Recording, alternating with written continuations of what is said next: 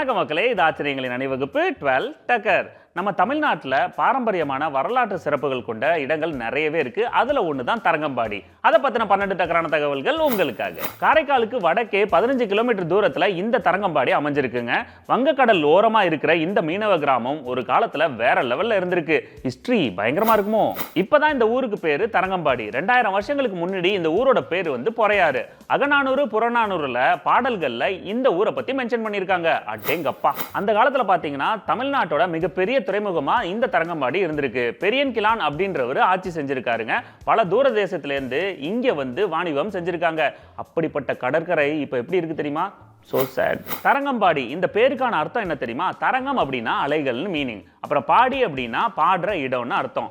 அலைகள் பாடுற இடம் இதாங்க இதோட மீனிங். அலைகள் செம்ம மியூசிக்ங்க. 16th செஞ்சுரியில டென்மார்க்லேருந்து வந்த வணிகர்கள் இந்த ஊர் பீச்சை பார்த்து மயங்கி இங்க டேனிஷ் ஈஸ்ட் இந்தியன் கம்பெனியை ஆரம்பிக்க முடிவு பண்ணி அதுக்கான வேலையை தொடங்கினாங்க. அட பாவீங்களா, பல சைட்லேருந்து நம்மளை கூறு போட்டிருக்காங்களே. 1620ல் தஞ்சாவூர் ஆண்ட ரகுநாத நாயக்கர் கிட்ட பேச்சுவார்த்தை நடத்தி 3111 ரூபாய் வருஷத்துக்கு அப்படின்னு சொல்லி தரங்கம்பாடியை குத்தகைக்கு எடுத்திருக்காங்க. அதுக்கப்புறம் அவங்க வேலையை காட்ட ஆரம்பிச்சாங்க. எதிர்பார்த்தது தானே. அப்ப ராஜாவுக்கும் டேனிஷ்காரங்களுக்கும் போடப்பட்ட குத்தக ஒப்பந்தத்தை தங்க இலையில எழுதினாங்க. தமிழ்ல எழுதப்பட்ட அந்த இலையில ராஜா தெலுங்குல கையெழுத்து போட்டாரு. இப்பயும் டென்மார்க்ல பாத்தீங்கன்னா ஒரு மியூசியத்துல அந்த இலையை வச்சு பாதுகாக்கிறாங்க. அந்த இலையே பல லட்சம் போகுமே. ஒப்பந்தம் போடப்பட்ட கையோட டேனிஷ்காரங்க தரங்கம்பாடி பீச்ல ஒரு பெரிய கோட்டையை கட்டினாங்க. அதோட அளவு பாத்தீங்கன்னா 200 அடி நீளம், 36 அடி அகலம். அது மட்டும் இல்லாம ஏற்றுமதி இறக்குமதி செய்யற பொருட்களை அங்க வைக்கிறதுக்காக குடோன்களும் கட்டினாங்க. பொருட்களை வைக்கிறதுக்கு கோட்டையா?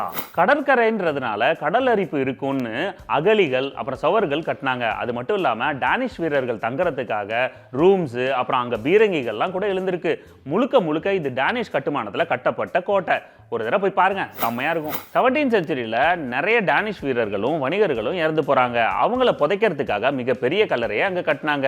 அது மட்டும் இல்லாம அந்த ஏரியாவை சுத்தி சில சர்ச்சஸும் கட்டினாங்க. அந்த சர்ச்சஸ் எல்லாமே இப்ப டூரிஸ்ட் ஸ்பாட்டா மாறி இருக்கு.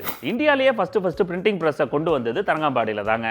அது மட்டும் இல்லாம பைபிளை தமிழ்ல டிரான்ஸ்லேட் பண்ணி ஃபர்ஸ்ட் அந்த பிரிண்டிங் பிரஸ்ல பிரிண்ட் பண்ணவர் சீகன் பால்க். அந்த தமிழை படிச்சு புரிஞ்சுக்கிறதே கொஞ்சம் கஷ்டம் தான். 1845ல் பிரிட்டிஷ்காரங்க கைக்கு சர்ச் போச்சு. அதனாலேயே அந்த கோட்டையும் பீச்சையும் அப்படியே விட்டுட்டாங்க. இப்ப தமிழ்நாடு அரசு கட்டுப்பாட்டில் இருக்க இந்த கோட்டையை சுற்றுலா தலமா மாத்திருக்காங்க. ஓகே மக்களே, மீண்டும் சந்திப்போம். இது ஆச்சரியங்களின் அணிவகுப்பு 12 டக்கர் வித் மீ உங்கள் துரைராஜ் ஜெயசீலன்.